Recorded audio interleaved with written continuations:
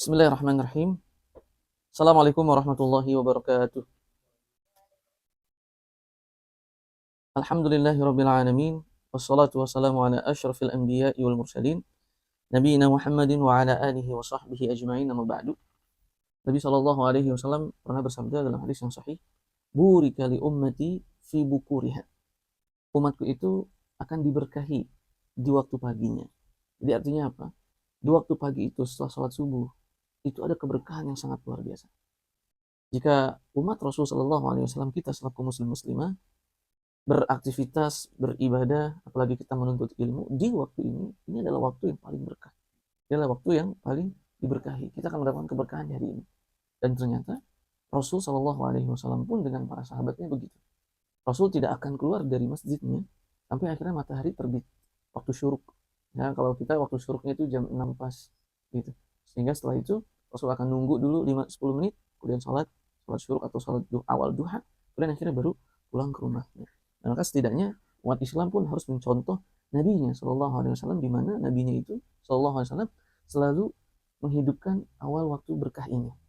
Sehingga kehidupan Rasul penuh berkah, dan kita jika ingin mendapatkan keberkahan hidup, maka inilah waktu yang harus kita manfaatkan dengan baik. Dan alhamdulillah Allah memudahkan kita untuk bisa bermajlis ilmu, belajar tahsin, makhrajul huruf, dan akhirnya kita mempelajari tadabbur Al-Quran Karim, di mana itu adalah maksud diturunkannya Al-Quran ke bumi ini. Masih bersama dengan kita majelis Khairun Nasihin. Sebaik-baiknya penasehat adalah Al-Quran Karim. Dan kita masih pada surat Abasa. Sebelumnya sudah kita sampaikan tentang sebab turun ayat ini. Surat ini sudah. Kemudian sudah kita sebutkan potret menuntut ilmunya para sahabat gitu ya. Dan kita sekarang masuk kepada tema ayat yang ke-8, 9, dan 10. A'udzubillahi minasyaitonir rajim. Bismillahirrahmanirrahim.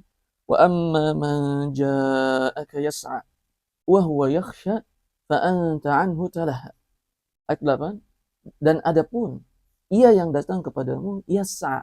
Yas'a itu bersungguh-sungguh, berusaha. Yas'a itu sa'i, dari kata sa'i. Yang pernah umroh, sa'i itu kan lari kecil. Artinya dia datang dengan sungguh-sungguh, dengan semangat.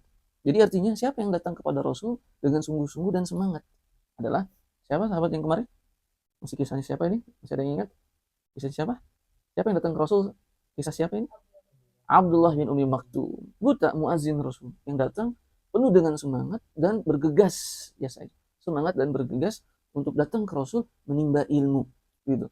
Kata Rasul, kata Allah Subhanahu wa taala, adapun Abdullah bin Umi Maktum yang datang bergegas kepadamu dengan sungguh-sungguh menimba ilmu, gitu. Wa huwa yakhsha, dan dia juga orang yang yakhsha. Yakhsha itu khasyatullah.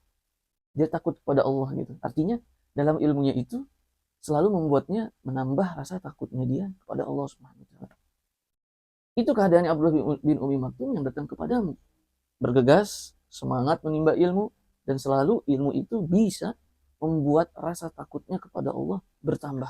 Tapi apa yang terjadi? Ayat 10, fa anta anhu talaha. Tapi engkau ya Rasulullah, ya Muhammad, kata Allah Subhanahu wa taala, justru engkau malah berpaling darinya. Nah, dari sini artinya Allah Subhanahu wa taala sedang menegur Rasul sallallahu alaihi wasallam dengan sangat lembut sekali. Dan ternyata ini menjadi pelajaran Rasul sallallahu alaihi wasallam dan menjadi pelajaran kita selaku umatnya. Disebutkan dalam riwayat bahwa setelah ayat ini turun, maka Rasul sallallahu alaihi wasallam tidak pernah melakukan yang semisalnya baik kepada Abdullah bin Umi Maktum atau kepada siapapun yang datang kepada Rasul sallallahu alaihi wasallam untuk menimba ilmu. Diriwayatkan juga bahwa Rasul sallallahu alaihi wasallam setelah ini tidak pernah, kalau sedang duduk-duduk dengan sahabatnya, tidak pernah Rasul pulang duluan. Sampai akhirnya para sahabat yang pulang duluan, dan barulah Rasul pulang setelah itu. Dalam rangka apa? Beradab, beretika dengan para sahabat-sahabatnya, terlebih khusus dengan para penuntut ilmu. Jadi kita, artinya di sini kita belajar adab saat kita berkumpul sama teman-teman, apalagi para penuntut ilmu yang datang kepada kita, hendaknya kita menjadi orang yang paling terakhir keluar. Atau sekalipun kita harus lebih dahulu, kita izin. Saya mungkin izin dan sukses dalam rangka apa? Bersosial dengan masyarakat, khususnya para penuntut ilmu, itu dengan adab dan etika. Dan ini adalah adabnya Rasul Shallallahu Alaihi Wasallam. Apa yang bisa kita pelajari dari kisah ini kira-kira? Kalau kita lihat ayat ke-8, adapun dia Abdullah bin Umi Maktum yang datang kepadamu bergegas dan cepat, dan bergegas penuh semangat, apa faedahnya kira-kira? Apa tadaburnya yang bisa kita petik? Adapun Abdullah bin Umi Maktum yang datang bergegas kepadamu, yang datang dengan semangat padamu untuk menimba ilmu. Maka artinya apa? Saat kita menuntut ilmu, gitu ya, kita pun harus bergegas dalam menuntut ilmu. Kemudian kita harus semangat dalam menuntut ilmu. Nah, maka kekurangan umat hari ini adalah saat mereka diminta untuk ke majelis ilmu, tidak bergegas, tidak berjalan cepat, enggak. Tapi saat diminta untuk main gitu, makan bareng, jalan-jalan, paling bergegas. Itu jam 4 subuh udah pada bangun untuk mempersiapkan. Tapi ketika ayo kita ke majelis ilmu, leha-leho, nyantu, nanti aja lah belakangan. Akhirnya apa yang terjadi? Umat Islam dikasih kekalahan hari ini. Umat Islam diberikan kehinaan. Dahulu di Andalus ada guru kita Ustadz Budi Hafizahullah Ta'ala menulis tulisan kecil namanya bendera yang tertinggal. Dahulu di daratan Eropa mereka baru melihat bendera Islam saja, bendera kaum muslimin, takutnya luar biasa. Tapi hari ini kaum muslimin lebih banyak jumlahnya dari umat dunia ini, tapi mereka melihat kaum muslimin seperti melihat lalat yang bisa digusur di mana-mana. Akhirnya, gitu. Kenapa? Bermula pada umat Islam ini menghindari ayat yang pertama kali turun ke muka bumi ini, yaitu Iqra, bacalah. Ingatkan saat Rasulullah SAW diturunkan wahyu ini, saat Rasul sedang di Gua Hiro, tiba-tiba malaikat Jibril datang mendekapnya. Sampai akhirnya kata Rasul, sampai nafas hampir habis. Akhirnya dilepaskan sama malaikat Jibril, kemudian malaikat Jibril berkata, "Ya Muhammad, Iqra." Ya Muhammad, bacalah. Kata Nabi, "Mana biqari, aku tidak bisa baca." Akhirnya didekap lagi. Sampai Nabi Muhammad SAW nafasnya hampir habis. Dekap. Dan saat itu dilepas lagi, kemudian kata malaikat Jibril, "Iqra, bacalah Muhammad. Mana biqari, aku tidak bisa baca. Baca apa? Aku tidak bisa baca." Sampai ketiga kalinya didekap lagi sampai napasnya mau habis. Kan kata malaikat Jibril, "Iqra, bacalah." Kata Nabi Muhammad, "Mana biqari." Apa sih pelajaran yang bisa kita petik? Umat ini adalah umat Iqra. Lihat bagaimana Rasul diperintahkan untuk membaca dengan keadaan yang seperti itu. Sampai didekap, bacalah, bacalah, bacalah gitu. Artinya, ayo menuntut ilmu umat Islam.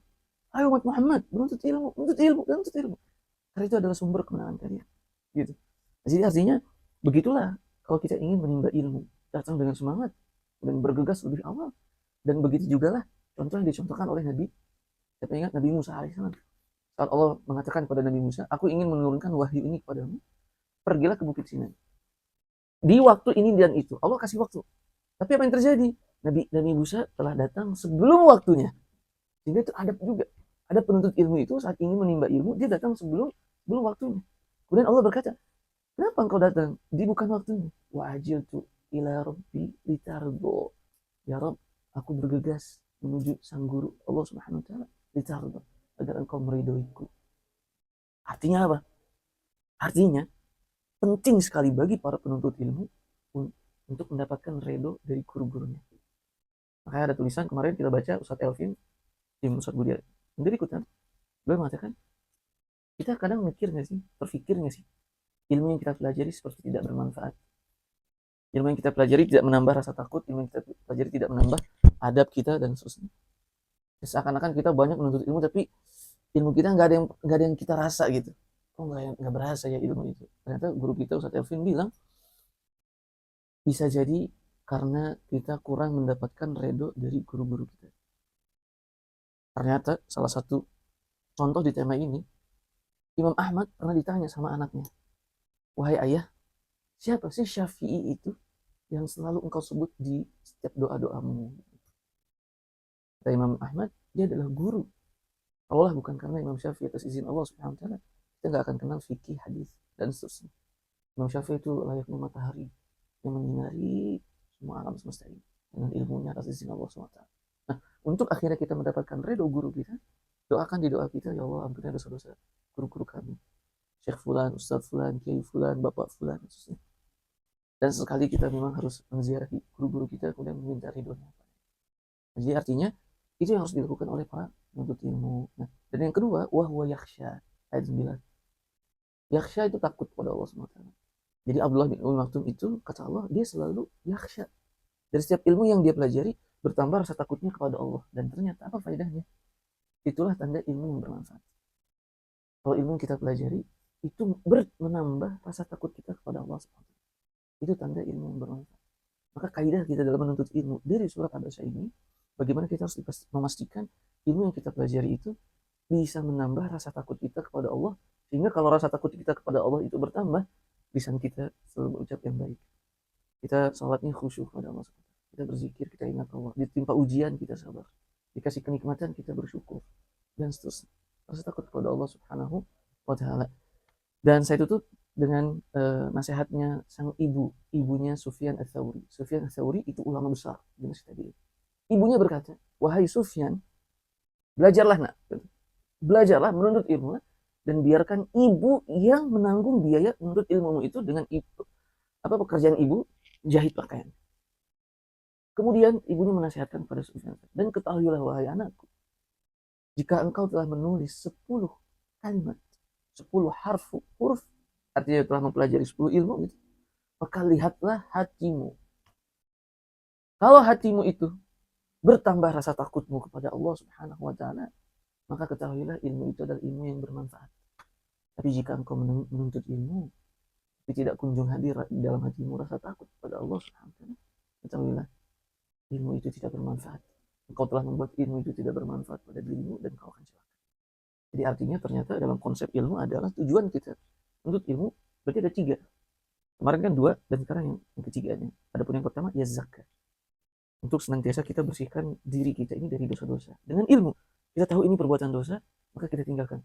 Kita tahu ini adalah perbuatan yang dicintai Allah, maka kita lakukan semua untuk itu. Itu tujuan yang pertama, agar kita bisa membersihkan diri kita dari dosa menuntut ilmu. Dan kita tidak bisa melakukan itu kecuali dengan mengetahui ilmu yang menuntut ilmu. Dan yang kedua, manusia itu pelupa. Dengan menuntut ilmu, kita selalu diingatkan, oh ya ini yang boleh, oh yang tidak boleh. Oh ya kita lalai, oh ya kita harus ini, oh ya diingatkan. Jadi tujuan menuntut ilmu untuk terus mengingatkan diri kita akan kebaikan, karena manusia ini pelupa.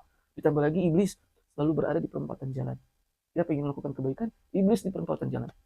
Jangan lakukan itu. Gak disenangi orang-orang. Boro-boro orang mau datang. Jangan lakukan itu. Gak ada yang mau mendengar Anda. Gak ada yang mau ini. Anda ria melakukannya. Anda tuh sumah mereka. Sehingga seperti ini adalah kita gak melakukan. Itu iblis. Tapi lakukanlah itu untuk mengingatkan diri kita. Hadirin majelis ini untuk hal itu. Dan yang ketiga adalah wahwa yakhsha. Kita menuntut ilmu agar senantiasa rasa takut kita itu bertambah. Agar senantiasa kita tuh merasa selalu Allah melihat kita, mengawasi kita, dan memperhatikan kita. Jika itu terjadi, maka semoga Allah menolongi kita untuk senantiasa melakukan amal baik dan meninggalkan segala perbuatan yang tidak diridhoi oleh Allah Subhanahu wa taala. Allahumma amin. Wallahu taala a'la wa a'lam bissawab. Subhanakallahumma wa bihamdika asyhadu an la ilaha illa anta astaghfiruka wa atubu ilaik. Wassalamualaikum warahmatullahi wabarakatuh.